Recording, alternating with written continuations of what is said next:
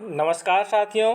आज weekly test project rail के तहत जो 23 सितंबर को सोशल साइंस क्लास 10 की परीक्षा हुई, ये भी कुल 16 प्रश्न है और टोटल जो पूर्णांक है वह 40 है।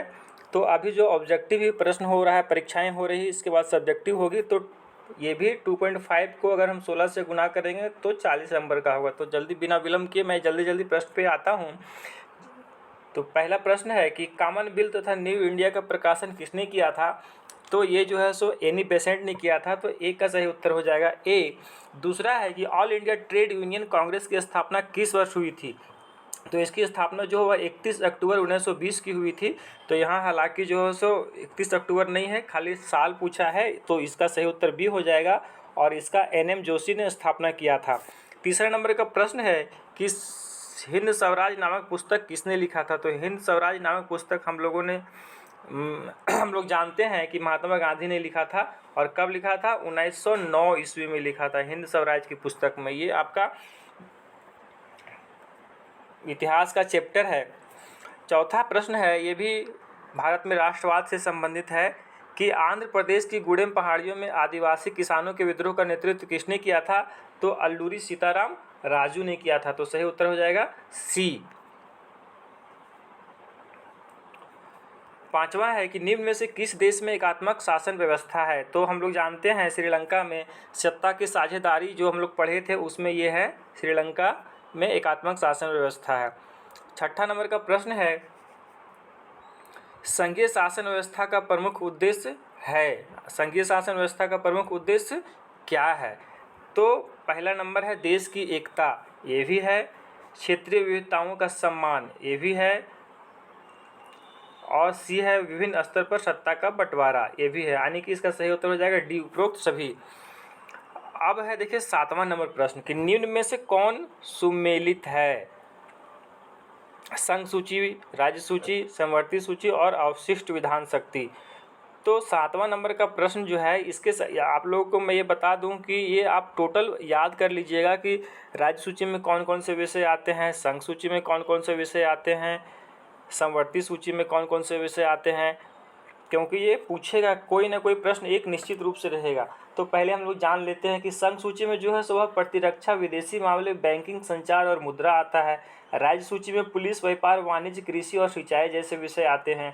समवर्ती सूची में शिक्षा, वन, मजदूर, संघ, विवाह, गोद लेना और उत्तराधिकार आते हैं, जिसमें दोनों राज्य सरकार और केंद्र सरकार दोनों बनाते हैं। तो यहाँ क्या है, समवर्ती सूची में वन, विवाह और उत्तराधिकार, वन, विवाह, उत्तराधिकार, तो ये सही मिल रहा है, बाकी गलती मिल रहा है। ठीक है दोस्तों, इसका सही उत्तर हो जाएगा सी, 7वां का सी।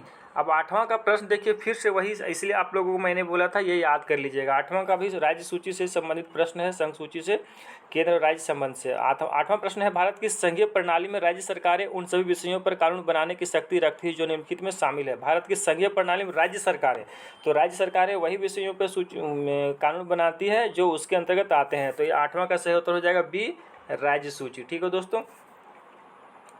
9वां नंबर का प्रश्न है कि वन और वन्य जीव संसाधनों के संरक्षण की दृष्टि से जो वन सबसे मूल्यवान माने जाते हैं उन्हें कहा जाता है? क्या कहा जाता है? रिजर्व, यानी कि आरक्षित वन। सही उत्तर हो जाएगा डी।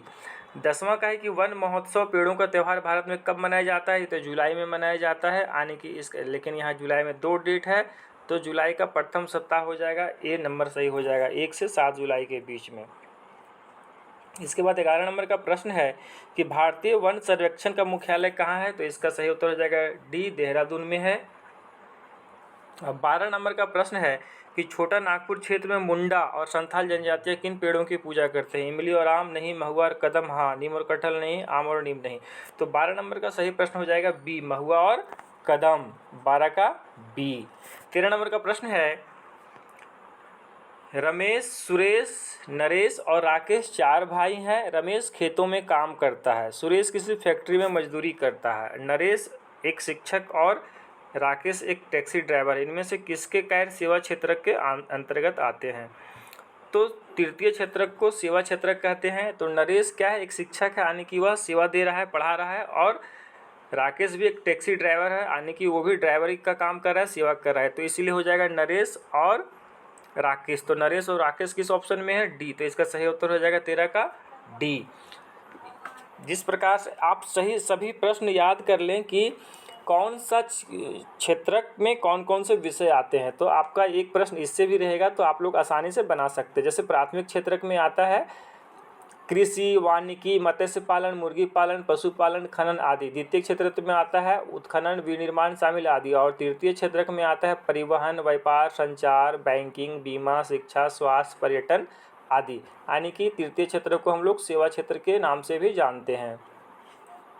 ठीक है दोस्तों, अब चौथा नंबर का प्रश्न है कि अल्प बेरोजगारी तब होती है जब लोग क्या करते हैं, अपनी क्षमता से कम काम कर रहे होते, तब उसको अल्प बेरोजगारी कहते हैं। तो 14 का सही उत्तर हो जाएगा ए। अब 15 नंबर का है कि सावेतन छुट्टी का प्रावधान किस क्षेत्रक में होते हैं, तो सरकारी क्षेत्रक में होता है, तो इसको संगठित क्षेत्रक कहते हैं। सही उत्तर हो जाएगा बी। ठीक है दोस्तों, सही उत्तर हो जाएगा बी। अब 16 नंबर का देखिए, परिवहन, भंडार, संचार, बैंक सेवाएं और व्यापार किस क्षेत्र की गतिविधियां। मैंने अभी तुरंत आप लोगों को बताया था कि प्राथमिक क्षेत्रक, द्वितीय क्षेत्रक और तृतीय क्षेत्रक, सेवा क्षेत्रक में कौन कौन से विषय हैं, आप इनको याद कर लीजिएगा। तो यहाँ क्या बोल रहा है, परिवहन, भंडारण, संचार, बैंकिंग सेवाएं और व्यापार। तो ये अभी मैंने बोला कि परिवहन, भंडारण, संचार, बैंकिंग सेवाएं जो है वह तृतीय क्षेत्रक में आता है, जिसको हम लोग सेवा क्षेत्रक भी कहते हैं। तो इसका सही उत्तर हो जाएगा बी, सेवा क्षेत्रक, और सी तृतीय क्षेत्रक, यानी कि दोनों है। तो डी में ऑप्शन है बी और सी दोनों, तो इसका सही उत्तर हो जाएगा डी। 16 का सही उत्तर हो जाएगा डी, दोनों, बी और सी। ठीक है दोस्तों, तो आप इसको अधिक से अधिक दोस्तों को शेयर कर दीजिएगा। और जितने भी वीकली टेस्ट हो रहे हैं प्रोजेक्ट रेल के तहत सरकारी विद्यालयों में और गैर सरकारी विद्यालयों में, ये सब प्रश्न परीक्षा में आने की संभावना है। आप लोग इसको अच्छे से याद कर लीजिएगा और अधिक से अधिक दोस्तों को शेयर कर दीजिएगा। धन्यवाद।